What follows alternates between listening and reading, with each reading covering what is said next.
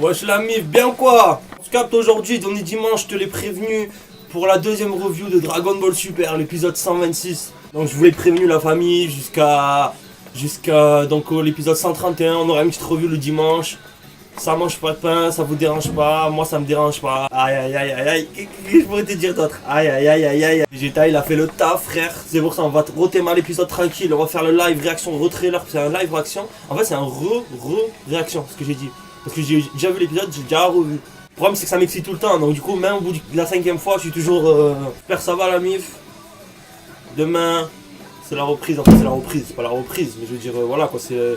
Le week-end il est fini quoi. Quand ça va pas la mif, dis-toi que même Dragon Ball ça te donne le message que quand t'es au fond du trou, tu peux que remonter. Garde ça en tête là poto. Plus t'es haut, plus tu tombes bas. Plus t'es bas, plus tu peux que monter haut.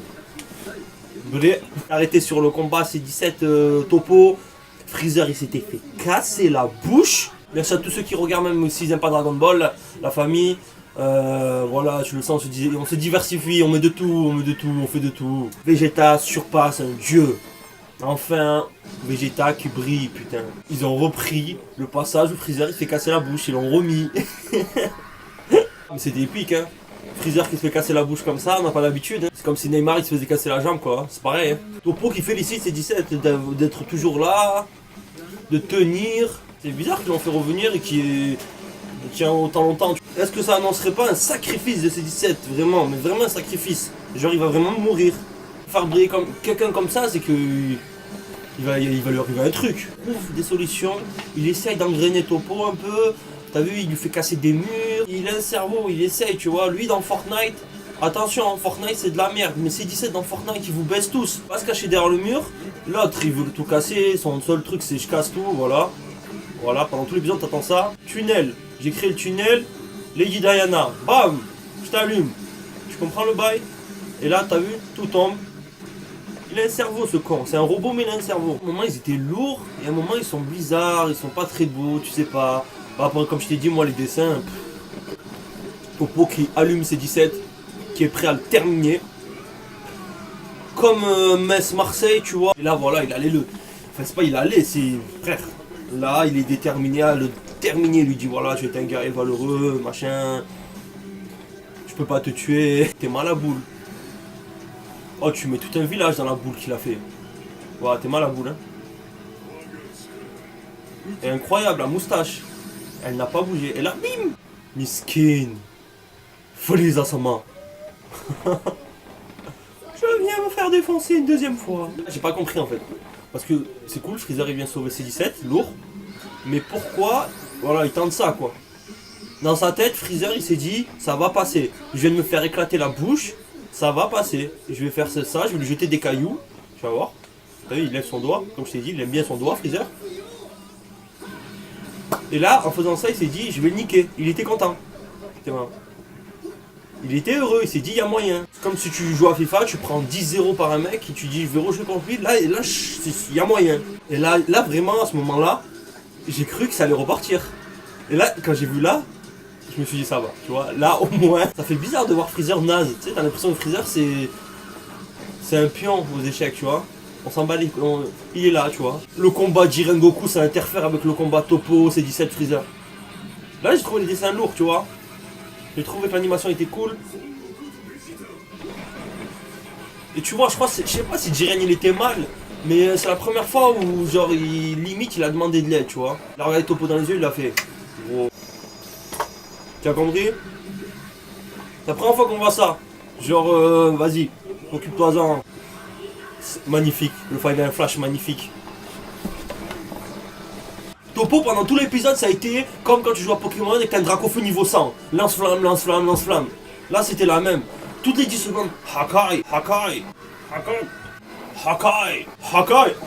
Oh ici Hakai, il mange Hakai. Là la partie du combat va commencer vraiment. Là Topo, il te met des patates à Vegeta. Là, ce plan. C'est ouf parce qu'on dirait que Vegeta il est mort. Il l'a allumé.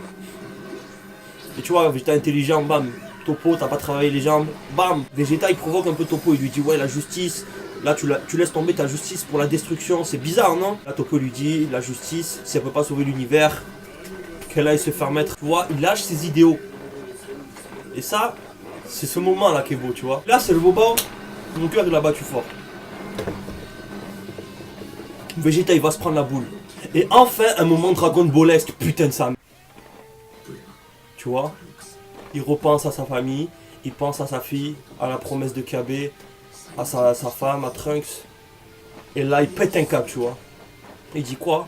Lui, il lâche ses idées de justice pour la destruction, il abandonne tout parce qu'il n'a pas le choix. Moi, je vais rien abandonner, je suis un Saiyan, j'ai la fierté, je vais vous niquer. Vegeta, c'est un Algérien, je vous le dis, c'est un Algérien.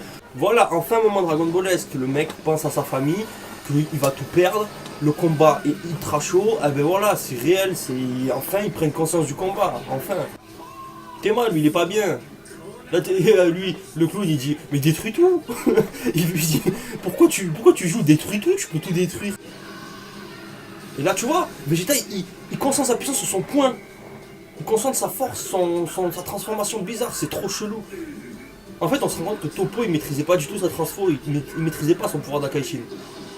À part faire des Akai de partout, il faisait rien quoi. Il avait un plan. Et la plus belle scène de l'épisode pour moi, un épisode Dragon Ball enfin de ça. Piccolo qui flashback contre Boo quand Vegeta il sacrifie et qui fait sa truc de destruction là. Et là t'as eu la référence, Piccolo qui s'est dit non, c'est la même attaque, il va se sacrifier. Oh j'étais pas bien. Oh je regardais l'épisode, j'avais le cœur, il battait fort. Je tremblais, je me disais mais non, Vegeta il va sortir, il va mourir même. Vegeta il va mourir, il va pas sortir. Et que cette technique elle avait rien fait contre Boo en plus. Vegeta il s'était sacrifié pour rien. Vegeta il fait sa technique là, qui repousse le Akai en fait. C'est une onde, tu vois, c'est une genre de grosse bulle, un dôme, c'est comme un dôme. Mais non. Et là j'ai compris. Là j'ai compris. Quand tu vois ça dans Dragon Ball, tu comprends, ça veut dire défaite.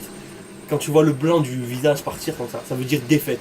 Et au fait, le terrain des Akaishin, je sais pas quoi, machin là, c'est des Portugais qui l'ont fait ou quoi. L'autre il dit c'est le métal le plus dur du... Oh il est sorti. Il dit c'est le métal le plus dur, il le casse comme du n'importe quoi.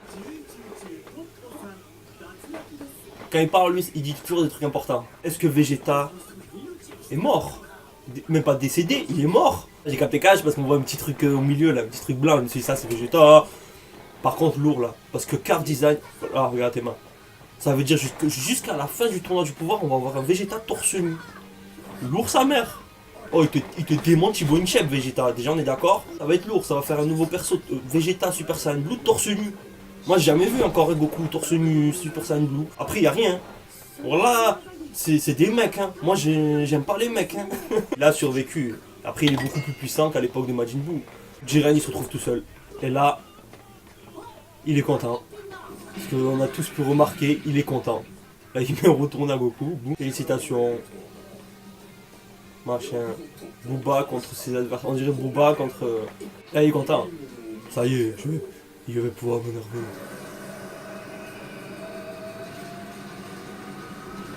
L'épisode qui se termine sur ça. Donc ça va se taper avec Jiren. La prochaine épisode, c'est Jiren. Il reste que Jiren. On va voir. Hein. En tout cas... Épisode Vegeta, tu nous as fait plaisir. Il redonne un titre à Vegeta, putain. Enfin. Par contre, sa transfo Vegeta, on n'a pas de nouvelles. On sait pas. Elle est là. On s'était vite fait la preview du 100m7. Voilà, c'est 17. Je crois que l'épisode, c'est la barrière de l'espoir, un truc comme ça. Et là, tu vois, en plus, tu vois, Vegeta, on le voit, mais on le voit pas torse nu. Ils ont fait en sorte qu'on le voyait pas. J'espère qu'ils vont pas faire un faux raccord, ils vont le refaire habiller. Donc rendez-vous dimanche prochain, la MIF. L'épisode était lourd. Like, commente, abonne. Même si t'aimes pas Dragon Ball, tu peux commenter. On discute, normal.